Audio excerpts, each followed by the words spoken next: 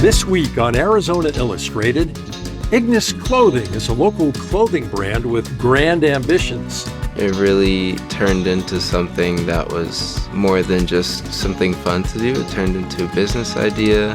A cross-country athlete whose biggest challenges had nothing to do with running. I knew something was wrong and I advocated for myself, but I wasn't being heard. And our collaboration with the Poetry Center continues with To Erasures, Erasures by Susan Briante. Thoughts move across you weightless as currency, clouds across a sonoran sky, inscribing a promise.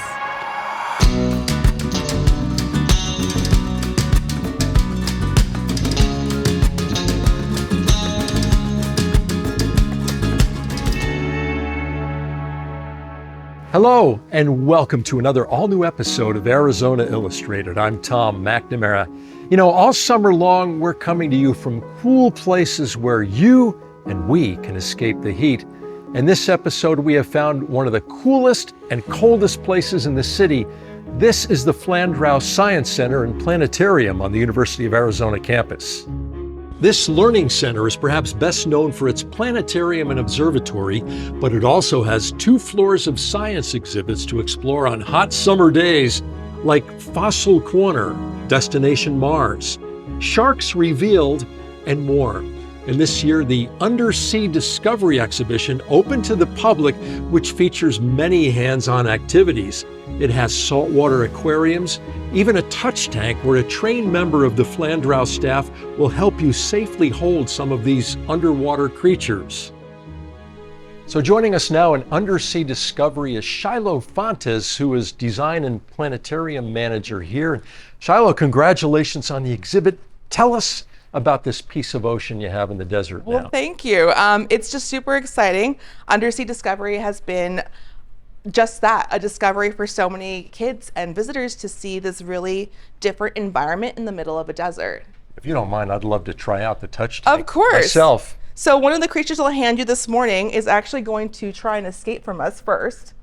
Okay. This is a green brittle star, and they are in the family of echinoderms. He wants to escape. Yep, I you'll don't have want to him keep- fall. So this is a short spine pincushion urchin.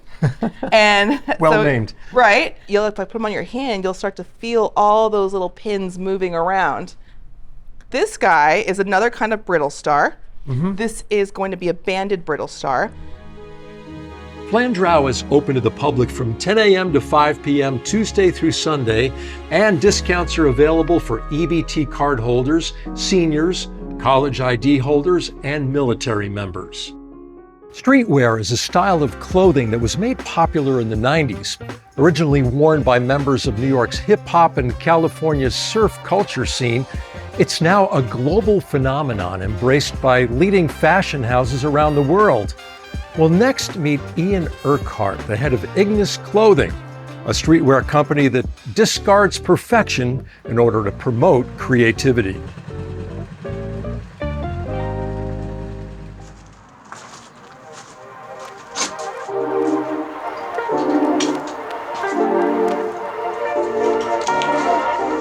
Let's get to work. When I go out and someone compliments like a piece I've made, and they're like, "Oh, I really like your shirt." I'm like, "Thank you, I made this." And they're like, "What? You made that?" And that's honestly one of the best perks of being a designer.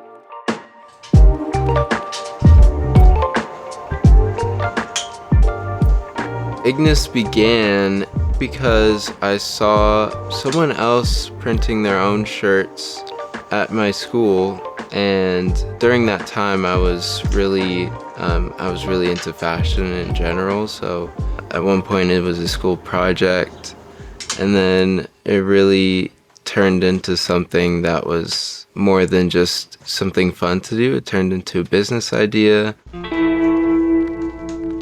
But then I had to go to GCU for freshman year of college, and I was swimming on the swim team. In one of my classes, I got like one bad grade at the beginning of the semester, and one thing kind of led to another, and then I was off the team, and I was like, well, time to just go crazy with Ignis and see where that goes.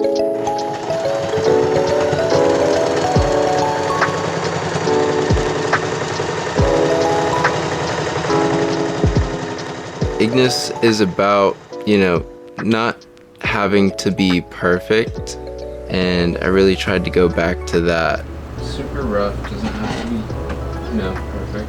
With this brand, I want to help out my community in any way I can. So like when I went to Kenya, I really wanted to do something to help out. Why not take some of the proceeds from this brand and have it go towards these kids in Kenya that could honestly really use it. And then for this show, we went to the Z Mansion and just toured it, and they said they had this awesome program with WORKship, and I really wanted to, have a part in that as well. 1, 2, 3, perfect. Thank you, ladies. Thank you.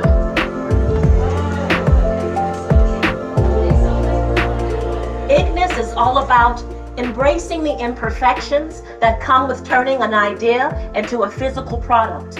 So you are witnessing history tonight. And with that, we present Ignis Clothing.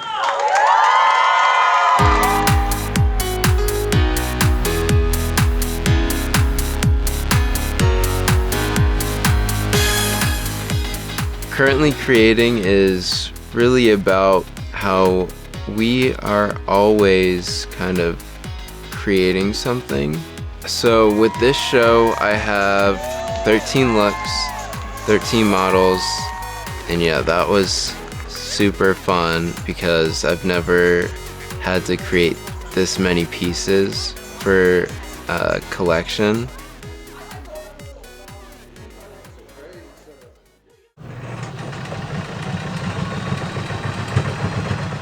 Fashion is one of those industries where you have designer brands, which are expensive, sometimes super hard to get. I think it's really cool to create your own piece that looks super expensive. That's where you see that really cool piece is after you've put those hours in on the sewing machine. We sewed them all together and created the city. When I was in New York for Fashion Week last year, I got invited into this year's New York Fashion Week. I think I may be staying in New York for a little bit.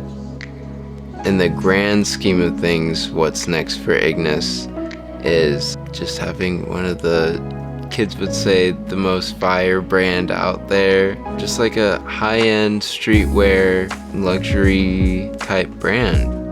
I really want to use this brand to help out others and also inspire others. That's where we're headed, so I'm really liking the trajectory.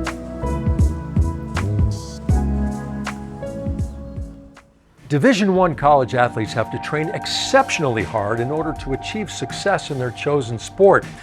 But nothing compares to what recently graduated U of A cross-country runner Brigid Hanley had to overcome in order to become one of the strongest runners on the cross-country team. This next story will show you just how far drive and determination will carry someone.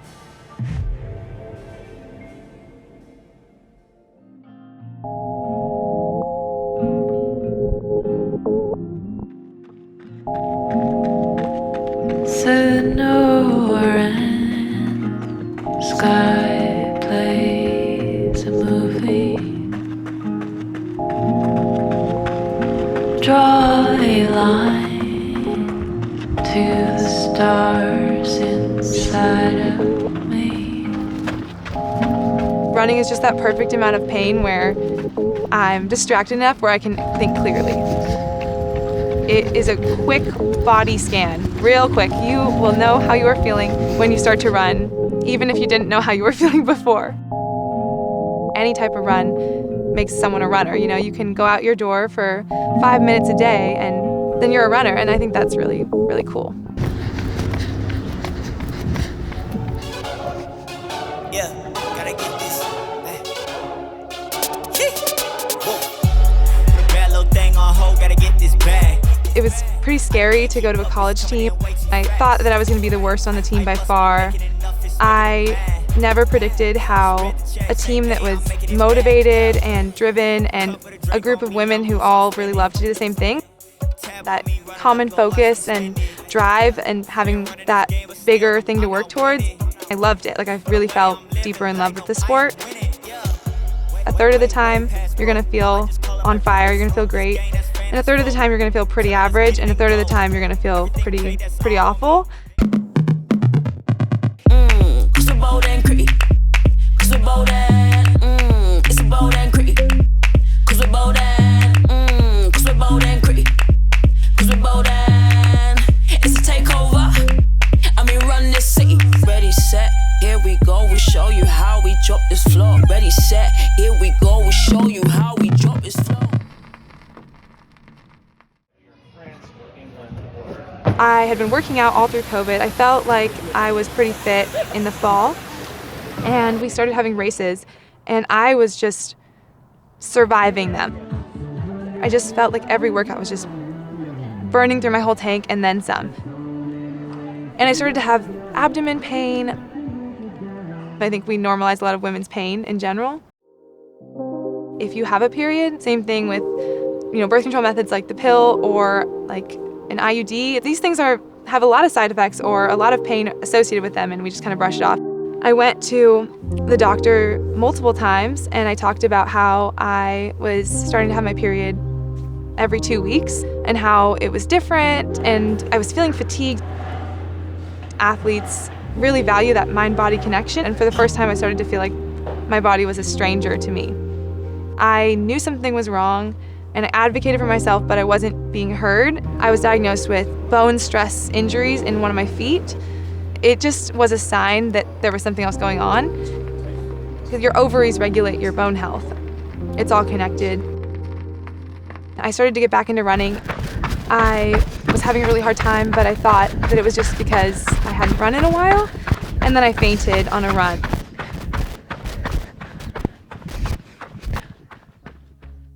I got wheeled into the hospital, and I heard a nurse go like, "Oh, don't give her a room, like she's just a runner, she needs like a juice and then she can leave." And I was like, okay, like I'm not being dramatic. And then every time I tried to get up, I would faint again.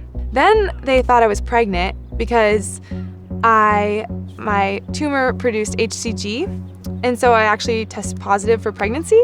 And I was like, there's no way, because obviously not straight. I was just freaking out. I was like, am I pregnant? Like, the ultrasound was where they picked up the tumor. I believe it was 17 centimeters. It was huge. My mom finally comes into the ER, and then the OBGYN walks in and she says, "So it says here you've been sexually active with a woman but not a man in the past 6 months." And my mom didn't know I was gay.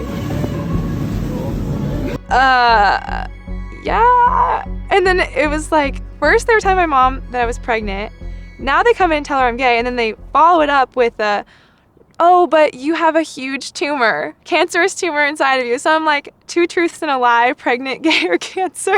I wasn't pregnant, but I am gay and I did have cancer. Mental health matters so much in this sport specifically. My cancer and my coming out both definitely affected my running. I never officially came out to my team or my coaches in the way of saying like, I'm not straight, but in the fact that I was in a relationship with another woman. We make the athletes understand that we are in this together. We are one family. We are all brothers and sisters here, and so we are making sure that everybody is free in our team to basically be who they are. It is a safe place whenever you come to practice. Nobody's judging you. Nobody's going to think of you of any other way because of anything, because of how you identify yourself. Athletes are generally perceived as not being gay.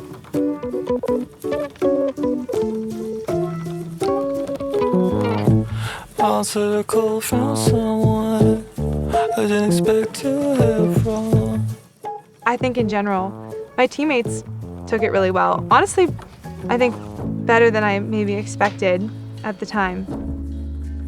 when everything was feeling like it was falling apart, that's when I realized that I wasn't straight. I think it's because all of the identities that I had held myself to and all of the boxes I had put myself into were all just coming completely undone. I started to open myself up to the possibility that I wasn't straight without even realizing that's what was happening, because I had a crush on a girl and I didn't even question it, and it seemed so normal. Coming out just always keeps happening because it's a process where you're going to be coming out to people your entire life, and I think that's something that's really important to understand about the queer community. It's sort of this strange and difficult experience where a lot of times with certain people you're testing the waters of how much you should come out, or will they pick up what you're putting down, and for some people you're just completely coming out, and for some of the time coming out just means that you're at the store and someone sees you with your partner. It's not a one and done process. I was outed to my mom at the hospital. I didn't have any agency over how that happened, and yet at the same time I think I would have had a really challenging time coming out to my parents, but it also felt violating in a certain sense as well. So I was diagnosed with ovarian cancer in the spring of my sophomore year, and it was a long time coming as far as the symptoms until my diagnosis. I went through a period where I was really struggling in races and in workouts, and I just felt like I needed so much recovery, and I ended up having cancer. Brigid and I, we're really close friends, and at the same time, we have that close-knit athlete-coach relationship. She told me, "Coach," and she broke the news to me. I went to my room and I cried. I don't think I've even felt that way. Like, why? Why her? I needed emergency surgery for the tumor because it was really, really huge. I had barely had any time to process the fact that I had cancer. It just felt boom, boom, boom. And so I go into surgery and I'm terrified, and I had a radical hysterectomy. She ended up having to remove my entire reproductive system, and I didn't expect it. I just was about to turn 20, and I just found out I will never have kids. To completely go in for surgery and come out and you're stripped of all of your reproductive organs, whether that's important or not, you just don't have a choice. I mean, that's like night and day. I'm the Director of Athletic Medicine and the Senior Associate Athletic Director for the CATS Health, Wellness, and Performance Program. 0.02% incidence per 100,000 could get this type of cancer. So it's extremely rare. It was a malignant ovarian germ cell tumor. When you have cancer, sometimes it feels like you stop being a person, you start being a patient. It just really changes your relationship with your body a lot. I started to be angry at it, for betraying me, even though it didn't. It just felt really strange to find out there was something growing inside of me that could kill me if I hadn't caught it. And I just had a hard time trusting my body, and that lasted for a while afterwards. You're looking out the window at people going to work, and you're wishing you could go to work, and now I think it's crazy because I sometimes complain about going to class.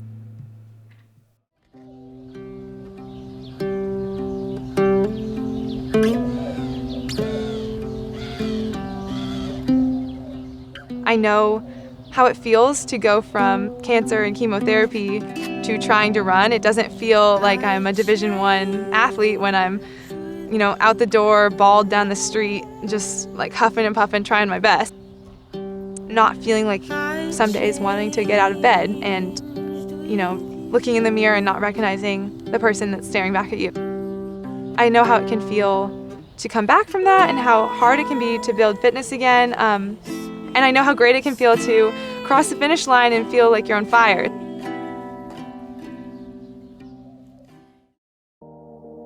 I am in remission. I was so excited to come back to school, bald, excited to be back on the team. And I think I had a bit of a rude awakening because there is an aftermath to cancer treatment where you don't realize how much it quite affected you because you're kind of in survival mode. And I feel like I really started to process it after the fact, and I think I'm still processing it. Not realizing how chemotherapy affects your body, it is really bad for you. And I ended up breaking my hip. I was not in a place to be going back to running 60 miles a week. I was still bald, I was on crutches, I got COVID, and I was just like down in the dumps. It was really bad. I was done, but I wasn't really done. We really struggled with whether she was safe enough to perform, and that's the guiding principle for everybody. Through the surgery and the recovery and the chemo, she still ran. And the problem was Brigid, as I told her, I have to protect Brigid from Brigid. For me, I'd never coached an athlete that has gone through that. And so it was something new for me. It was not even clear if she was going to be led to compete because it was risky. I was able to tailor the training to make sure that she's doing just enough to compete, to be competitive. I'm going to tell you this. I could not believe that when she came back to this racing, I did not even think she would be my #1 athlete in the distance program. She ended the season with the fastest time in the 3,000 meters indoors. She competed the whole season, running faster than she has ever done before.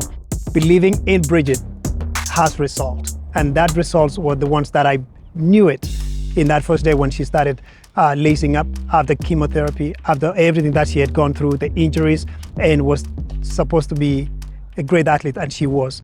Where she is now, she's a beacon of hope for other people and for this whole condition, and she's so strong and she's so self-confident. And the thing that is most important for me is Brigid learned to take care of Brigid.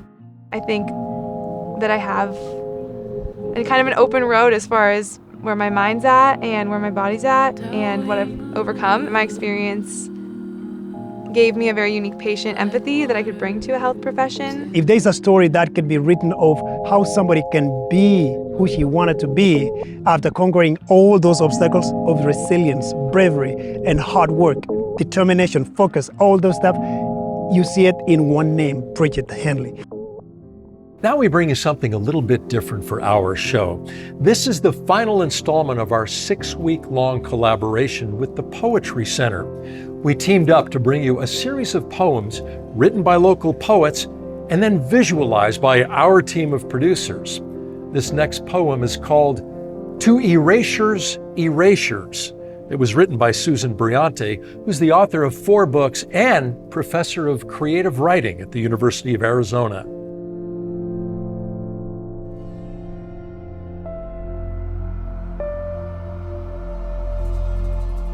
To erasures, erasures. 1. Salt in the mouth. Multitudes of mouth in the Palo Verde trees, buzzing emergency, circulating poisonous flags and their flowering green fig beetle. With armor the color of currencies, who mouths me sidewise from its middle wings. When you careen across a border, do you exceed or collapse it? A desert exceeds. A border snares, a snake drawn to river, a river to erasures, erasures of footprints and flag, seasons that exceed the poisonous expatriate green beetle, like a font, like a script, like thoughts in a sky, to awaken us to our discomfort in the sky. 2. The fig beetle fights for sap, fights for fleshiest fruit. That's capitalism, font in its teeth. Everything that dies after its feed, the document of its hunger. Roots, under the Palo Verde trees, kind of talking. Maybe that's capitalism too, the roots and not the anecdote. Maybe that's nation spreading, or the sprawl of law, hysterical as history. Grammar wobbles underfoot. Sand shifts like a sky. Law touches unpredictably as a breeze, documents from which we nibbled away a little shade. All the while, the sun, a federal agent, scanning us. 3. Thoughts move across you, weightless as currency, clouds across a Sonoran sky, inscribing a promise, a season, completing a circuit of labor and capital, or the sentence, I am ashamed to be an American. How does it end? like cloud? Can you finger its border at my lips, on the page, in the cool of your ear? Does it canyon or arroyo inside you? 4. Around the town square, old men rev motorcycles, buzz, black helmet, chrome armor, beetled out. The 4th of July parade won't let us cross the street. Mouth me, full throttle sun, flags on the antenna of pickup trucks, trembling like bugs. 5. I am ashamed to be an American. I am afraid to be an American. I am working to be an American. I'm walking miles across the desert to be. 6. Severed, said the Palo Verde tree and threw down a line of shade. Black box, a beetle pulses through the docu-sky. A poem chattering on, a mouthful of wings, poems chattering to themselves about the deaths and the heat, limbs twitching.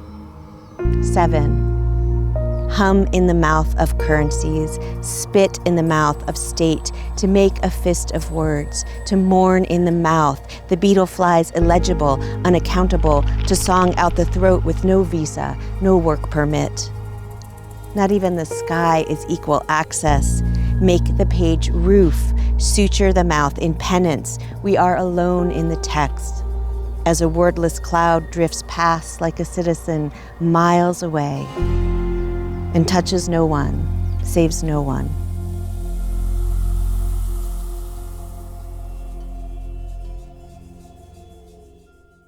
Many people in Arizona leave for cooler weather during these hot summer months, and let's be honest, a lot of us go to Southern California. If you're headed that way, check out our digital-only release of Field Notes, Noguchi Garden, for a look at one of Orange County's lesser-known attractions that desert lovers might appreciate. Tucked behind this fancy steakhouse and these office buildings is a space that has a completely different feeling from its surroundings. This is a sculpture garden by Isamu Noguchi. Noguchi was an artist and landscape architect and is probably best known for his coffee table design. Thank you for joining us from the Flandreau Science Center and Planetarium. I'm Tom McNamara, and we'll see you again in September for another all-new season of Arizona Illustrated.